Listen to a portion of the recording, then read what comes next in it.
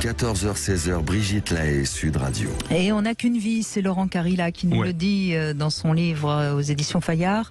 Et Marie-Hélène nous a rejoint. Bonjour Marie-Hélène. Bonjour Brigitte, bonjour à votre invité Laurent Carilla, bonjour, et puis bonjour à tous les auditeurs qui nous écoutent aujourd'hui.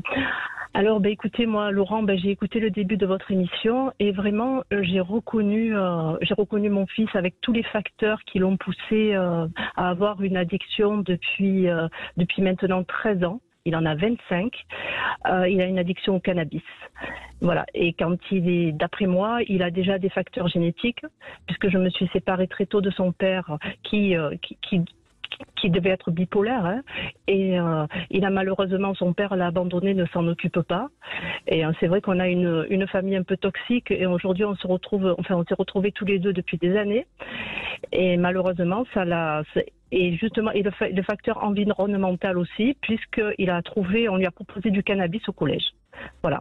Et donc, ça fait depuis 13 ans que je me bats et j'essaie de le faire sortir.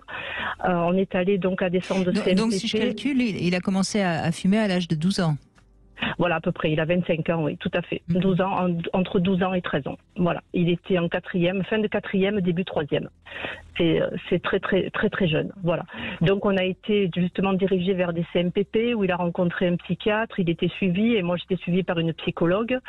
Donc, pendant des années, après, il a eu un traitement psychiatrique parce qu'il a décompensé, mais il continuait à fumer. Donc, je lui ai pris un appartement. Décompensé quoi ? Il a décompensé. Il dysfonctionnait parce qu'il fumait trop, il prenait pas son traitement, il a décompensé, il avait 22-23 ans. Et malheureusement, il a fait 3 mois d'hôpital psychiatrique. Mais pour quel diagnostic ? Il disait bipolaire. Ah d'accord. Okay. Ouais. Voilà. Bon. Je crois, Laurent Carilla, que le fait de fumer accentue le risque d'être bipolaire. Le cannabis n'est pas responsable. Le cannabis va révéler ou réveiller les maladies psychiatriques sous-jacentes, notamment bipolaire, schizophrénie, etc. C'est ce qui s'est passé. C'est de là que je me suis rendu compte que son père, justement, était un petit peu pareil. C'est-à-dire, il montait en pression, il était très énervé, il n'arrivait jamais à redescendre. Et ça a duré 3-4 jours. Voilà. Et je pense que mon fils avait un terrain fragile qui a été révélé et accentué par le cannabis.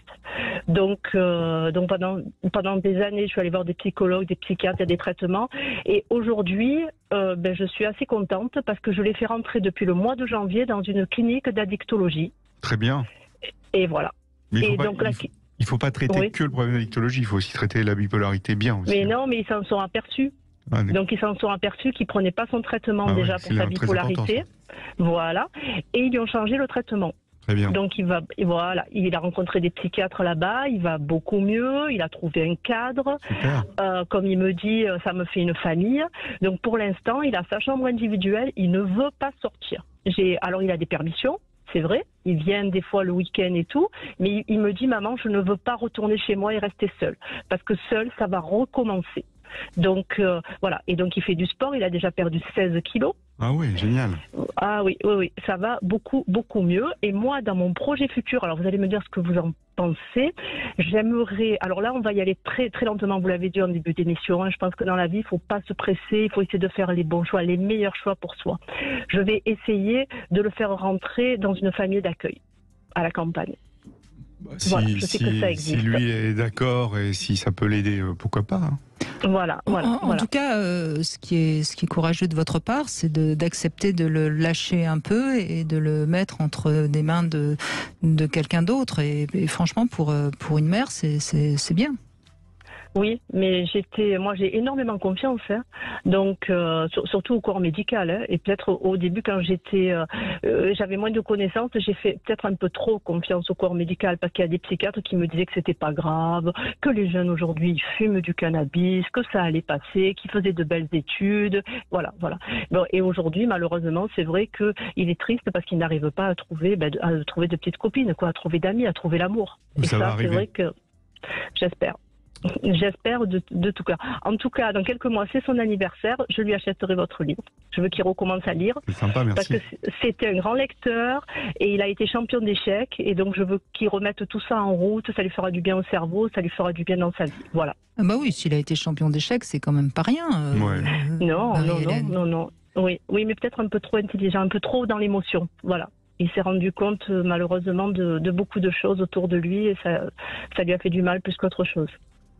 Mais vous savez, Marie-Hélène, s'il s'en sort, et visiblement s'il a l'air d'en prendre le chemin, ce parcours un peu difficile, ça l'aura fait grandir, et puis ça peut l'amener à être plus responsable de sa vie. Donc, vous savez, parfois, sur le moment, on a l'impression que c'est quelqu'un qui est en perdition, et puis finalement, ce sont des expériences de vie qui sont constructives. Oui, par la suite, qui peuvent être bénéfiques. Tout à fait, Brigitte. Et c'est ce que je lui ai dit. Il faut donner un sens à tout ça. Donc si tu peux aller dans les écoles faire de la prévention, si tu peux aller, voilà. Je lui propose plein de choses, quoi. Je veux dire, bien sûr, il faut pas que ça reste sans rien, quoi. Voilà. Il a 25 ans, il a la vie devant lui. Oui, oui, surtout là, il a l'air de bien se soigner, donc c'est super. Super témoignage. Oui, il a toujours été partisan pour se soigner. Il fallait trouver pour lui ce qui lui convenait. Et ça a été le plus dur. Le plus dur pour moi à trouver. Voilà. Une famille, un cadre, des gens qui s'occupent de lui. Et comme il me dit, on est une centaine là-bas.